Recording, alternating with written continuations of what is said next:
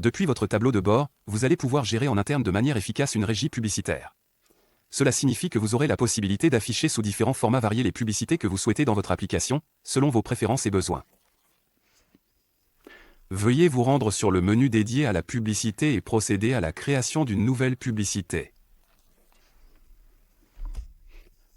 Créer une publicité nécessite plusieurs éléments clés. Vous allez déjà devoir lui attribuer un nom qui sera identifiable, ainsi que l'URL précise sur laquelle vous souhaitez que l'utilisateur soit redirigé lorsqu'il clique sur la publicité. En ce qui concerne le média, il s'agira donc du format visuel qui sera affiché pour la publicité. Cela peut être une vidéo captivante ou une image attrayante qui attire l'attention.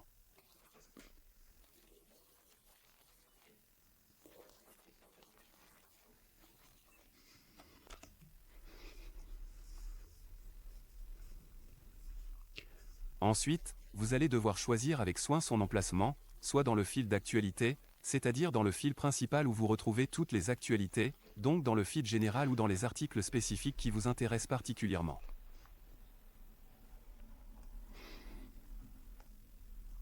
Ensuite, vous allez devoir choisir son format d'affichage. Donc pour le fil d'actualité, il y a deux formats, soit un format bannière qui se glisse entre les articles, soit vous avez le format article, c'est-à-dire que la publicité sera affichée tel un article pour ne pas casser l'apparence du feed.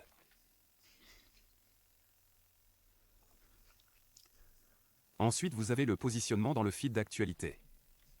Donc est-ce que vous voulez qu'il soit fixe ou répété? Fixe, c'est-à-dire qu'elle s'affichera qu'une seule fois dans le feed. Répété, vous allez devoir choisir un nombre de répétitions, disons par exemple, répéter un certain nombre de fois.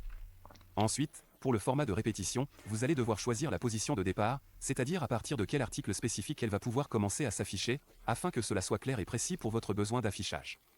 Assurez-vous que ces choix répondent bien à vos attentes.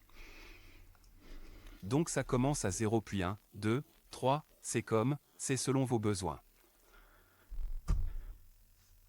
Ensuite, vous devrez choisir l'espacement de la publicité, c'est-à-dire à quelle fréquence vous souhaitez que celle-ci apparaisse parmi les articles, en précisant combien de fois elle sera répétée.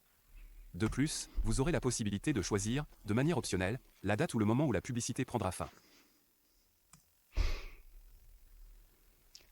Comme pour les sondages, il est important de définir une date de début pour la diffusion de la publicité ainsi qu'une date de fin claire pour cette même campagne publicitaire de votre régie.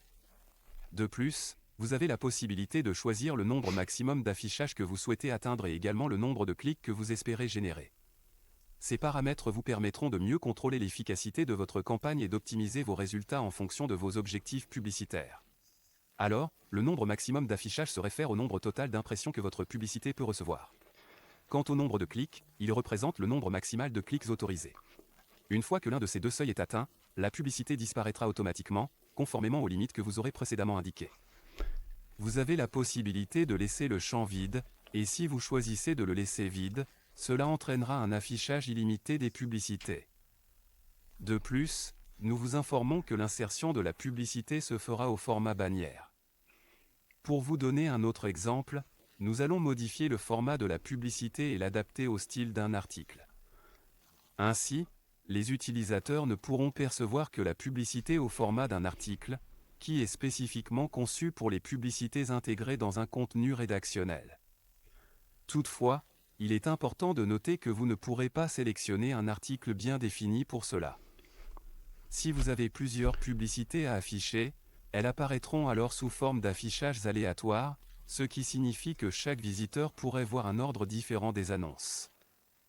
Cela peut contribuer à une meilleure expérience utilisateur en diversifiant les contenus publicitaires. Donc, lorsque vous choisissez un format d'article, il est essentiel de déterminer son positionnement, que ce soit au début de l'article ou à la fin de celui-ci.